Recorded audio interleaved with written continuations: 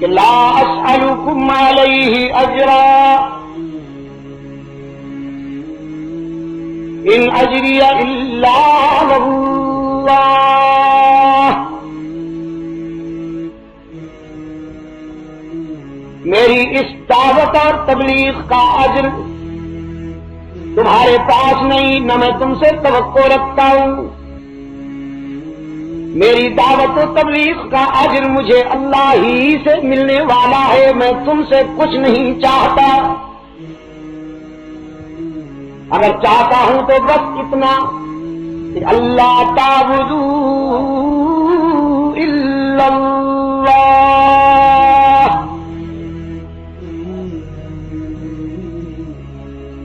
کماری کے روشن ضمیرو، اگر آپ اجازت دیں تو میں آپ کے لیے ایک دعا کر دوں کہ اللہ آپ کو قرآن سمجھنے کی سعادت نصیب فرمائے۔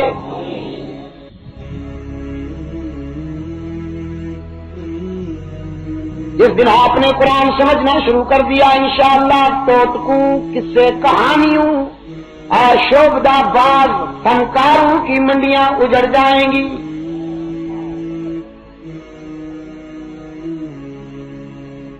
اللہ تعبدوا الا اللہ،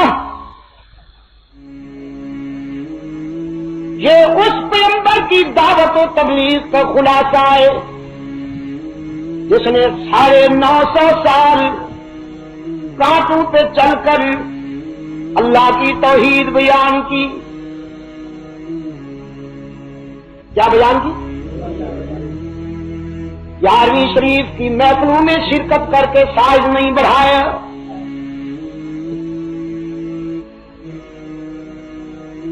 پلیٹوں کے ارد گرد گھومنے میں زندگی نہیں گزاری، آستانہ پرست قوم، آستانہ پرست ہر جائیوں کو پکارا حضرت نوح نے۔ یہ آستانہ پرستی بھی پرانی بیماری ہے۔ حضرت نوح علیہ السلام کے زمانہ میں 5 آستانے تھے۔ کتنے؟ 5 آستانے، ود، سوا، یغوث، یعوق اور نصر۔ ایک مرتبہ پھر دوہرا دو، ود، سوا، یغوث، یعوق اور نصر۔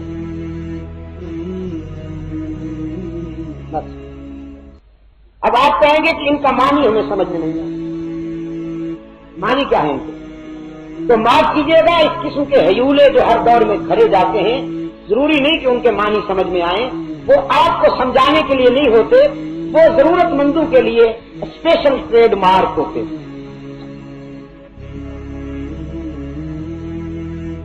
مثلا ایک ٹریڈ مارک ہے ہمارے پنجاب میں پیر پسوڑی، آپ کے سمجھ میں آئے یا نہ آئے انہوں نے ٹھیکہ تو نہیں لیا، لیکن ٹریڈ مارک ہے۔ اسی طرح پر ایک اور ٹریڈ مارک ہے پیر گڑبڑ شاہ۔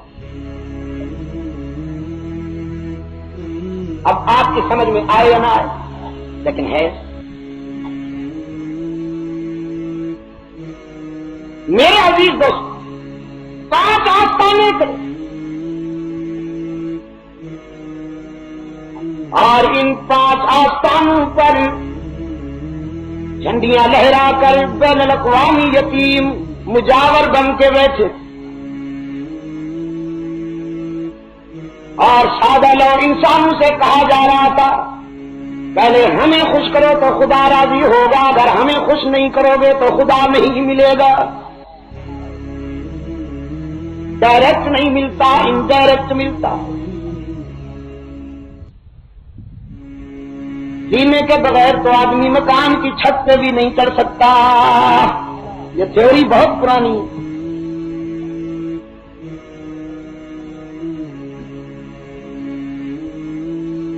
حضرت نوح علیہ السلام نے آستانہ پرستی کی نفی کرتے ہوئے فرمایا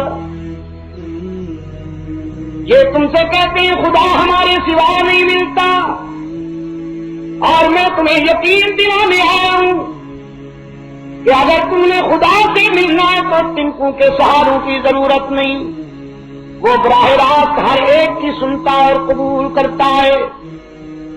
فرمایا انی لکم نذیر مبین،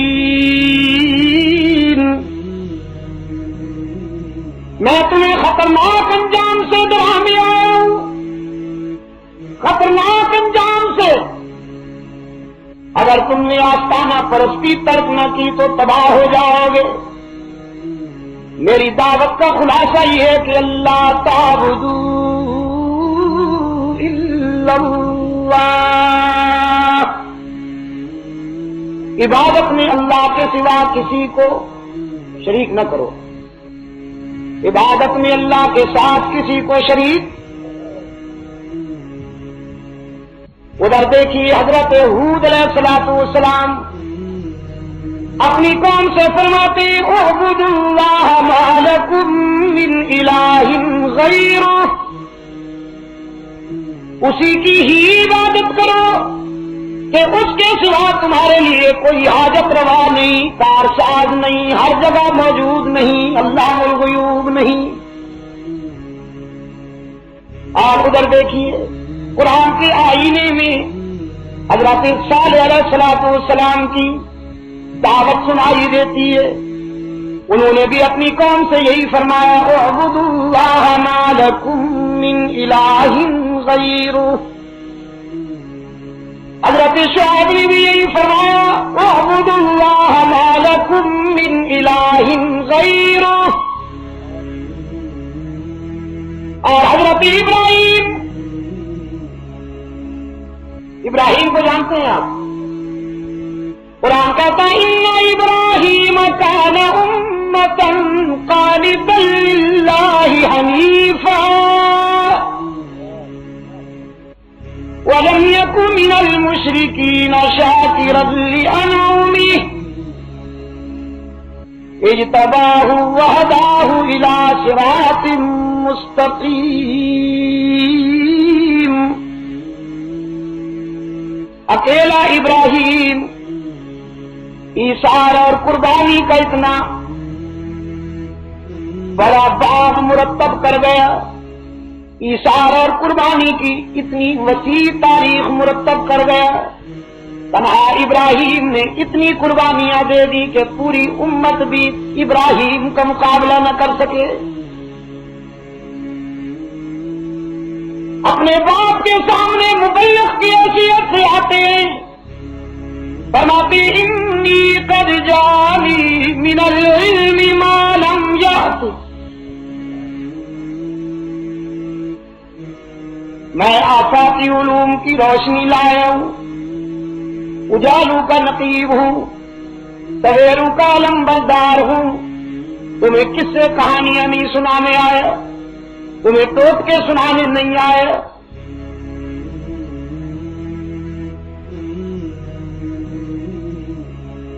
اللہ کی منشا کی ترجمانی کرتے ہوئے خلیل نے فرمایا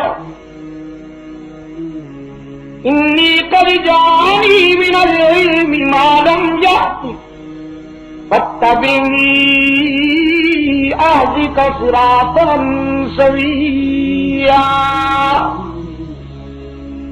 میری اتباع کرو، میں تمہیں یکجائی بنا دوں، ایسے سیدھے راستے پر لگا دوں اور ایسے دروازے تک پہنچا دوں کہ پھر کسی اور دروازے اور آستانے کی ضرورت ہی باقی نہ رہے۔ اقبال نے کہا نا وہ ایک سجدہ جسے تو گرا سمجھتا ہے 1000 سجدوں سے دیتا ہے آدمی کو نجات۔ وہ ایک سجدہ جسے تو گرا سمجھتا ہے 1000 سجدوں سے دیتا ہے آدمی کو نجات۔ اگر آپ نے حضور قلب و نظر سے ایک دروازے پر زمین جھکا دی اور اپنی زمین کو ایک دروازے کے سپرد کر دیا تو پھر زندگی بھر کے لیے در در کی جب آشائی کی ذلتوں سے نجات مل جائے گی، کسی اور در کی طرف جانے کی حاجت ہی باقی نہیں رہے گی۔ ابراہیمی دعوت کا خلاصہ بھی یہی، اور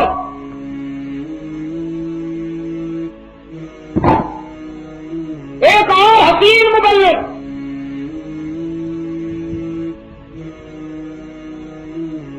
پس دیوار زندہ بیٹھا ہے۔ کماری کے دوستوں،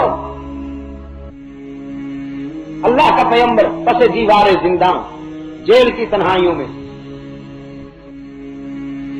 جیل کی تنہائیوں میں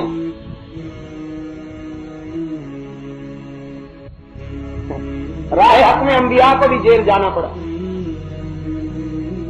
اور اس دور کے نام نہاد عاشق کبھی خواب میں بھی شاید جیل نہ دیکھی، ایور گرین شخصیت ہے، سدا بہار۔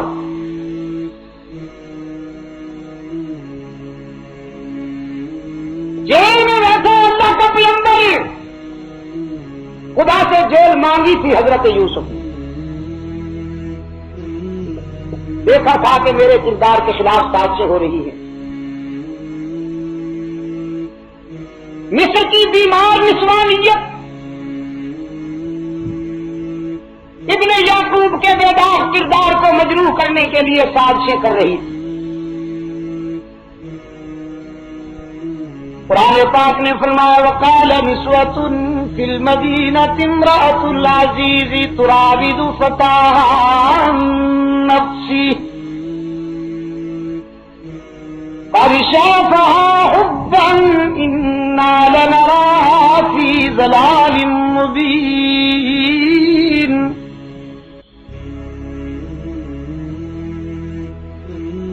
مصر کی بیمار نسوانیت کی طرف سے تانا ملا عزیز مصر کی بیگم کو، زخرید غلام کو آئیڈیل بنا کر شہزادیوں کے ذوق کو بدنام کر دیا۔ بد ذوق نے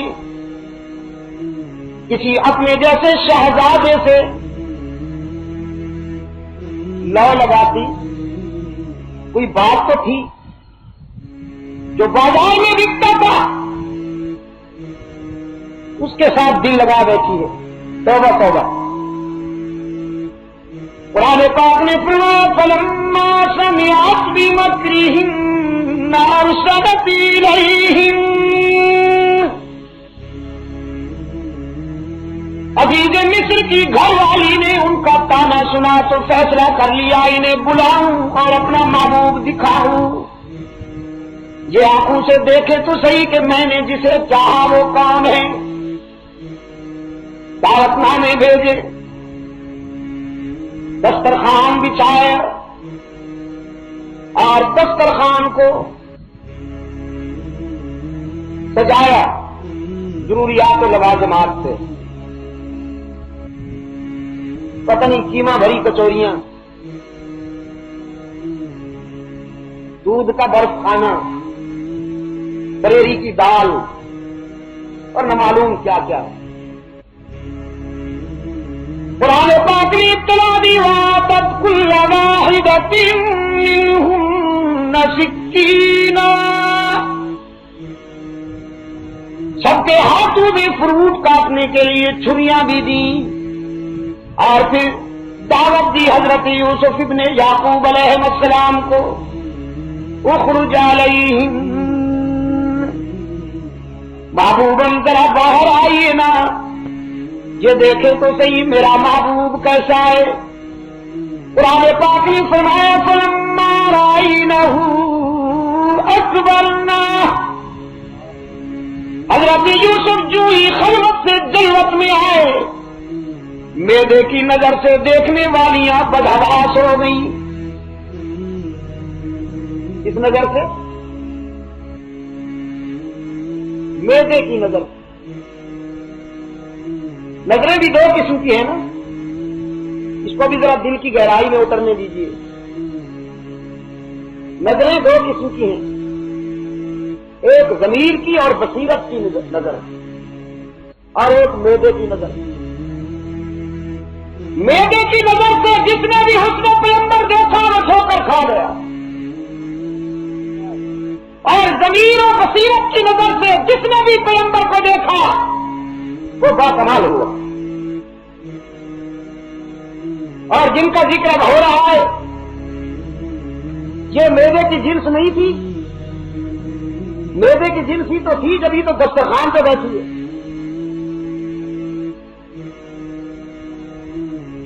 और ये तकसीम भी पुरानी है कि हमारी के दोस्तों, एक तबका दस्तरखानों पे मिलता है और एक तबका मैदानों में मिलता है।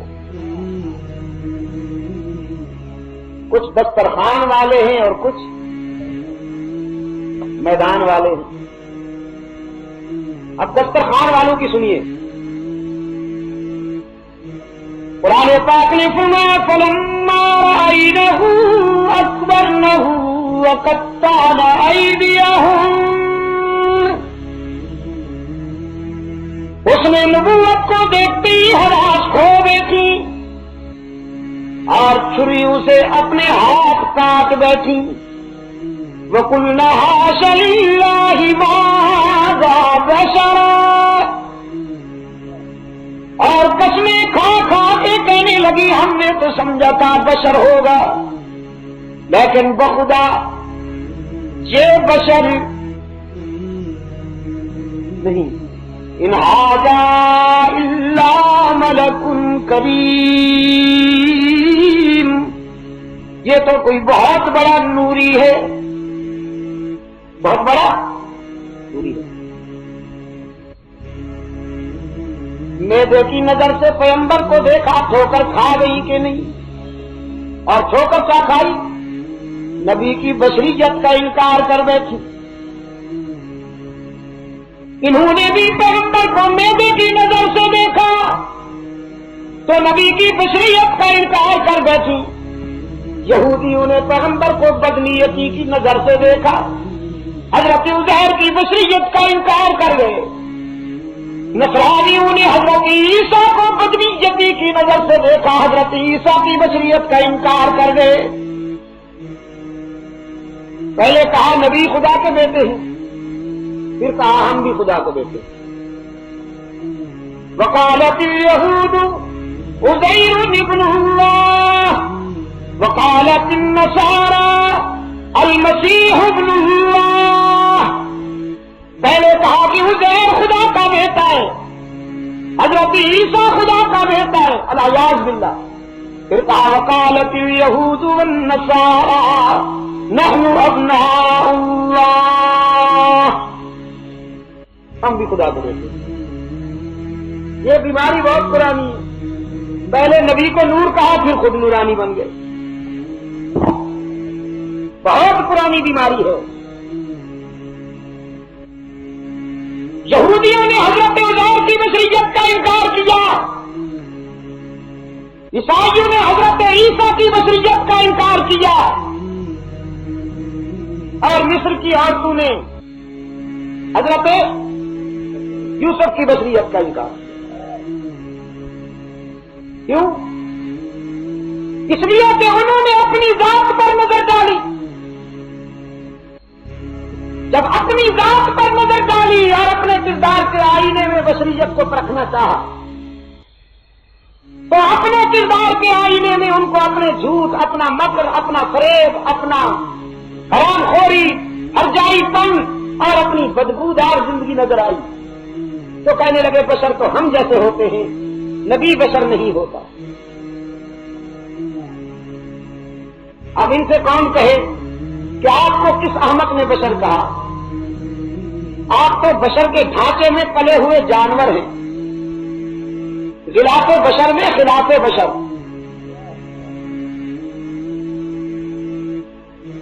बशर वो नहीं होता मेरे अजीज जिसकी जिंदगी डाइनिंग रूम,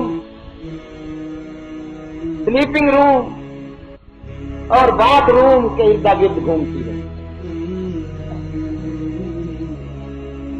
डाइनिंग रूम से स्टार्ट, वाया स्लीपिंग रूम और बाथ रूम पे फिनिश। बशरियत का ये मेयार नहीं। बशर उसको नहीं कहते अजीज जो गालो बरात के माहौल में रहने वाला हो, मक्र झूठ और फरेब की दुनिया में रहने वाला हो। बशर कभी बद्र में मिलता है, कभी ओहद में नजर आता है, कभी यरमूक में दिखाई देता है, कभी बशर के किरदार की घन गरज कादसिया में सुनाई देती है, कभी वो किसरा को और कभी कैसर के गुरूर को जूते की नोक पर रखता है।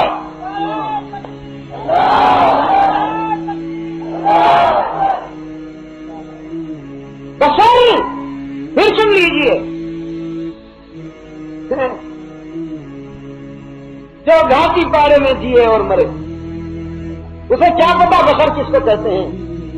जो 18,000 में बिके मंडी की जिन्स, उसे क्या पता बशर किसको कहते हैं। अरे जो कुर्बानी का नाम सुनकर, ईसार का नाम सुनकर लड़ज उठे, जो जमीर बेचकर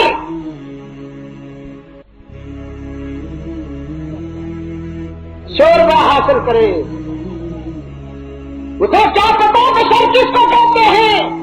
मैं कहा करता हूं, किसी की अजमत को पहचानने के लिए भी अजमत करूंगी।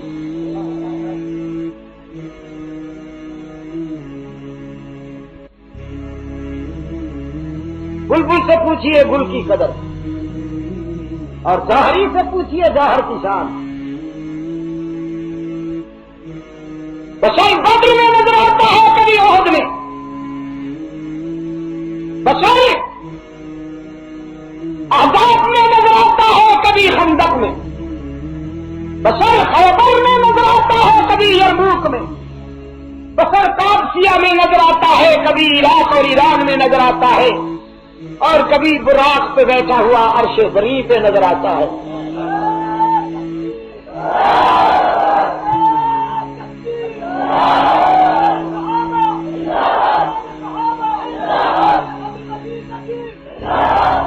इकबाल ने क्या कहा, सबक मिला है ये मेराज मुस्तफा से मुझे। अजीज नौजवानों, कंफ्यूजन तो होती है आपके ज़हन में भी, इल्म दीन चूंकि आपने नहीं पढ़ा। आज आप मेरी बात सुन रहे हैं, कल फिर कोई और ओवरसाइज आ जाएगा, वो दूसरी रुख पर ले जाने की कोशिश करेगा और आप कंफ्यूजन महसूस करेंगे कि अब हम किधर जाएं। तो मैं आपसे कहता हूं, इकबाल की सुन लीजिए। इकबाल कहता है, सबक मिला है ये मेराज मुस्तफा से मुझे कि आलमे बशरियत की जद में है गर्दू। मेराज मुस्तफा से मुझे ये सबक मिला कि अफलाक की बुलंदियां सच्चे बशर के कदमों में है। आसमान भी इतना बुलंद नहीं जितना बशर बुलंद है। लेकिन ये बात उसे समझ में आएगी जो मकाम बशर से आशना होगा। ये बात उसी को ही समझ आएगी कि जो मकाम बशर से आशना होगा।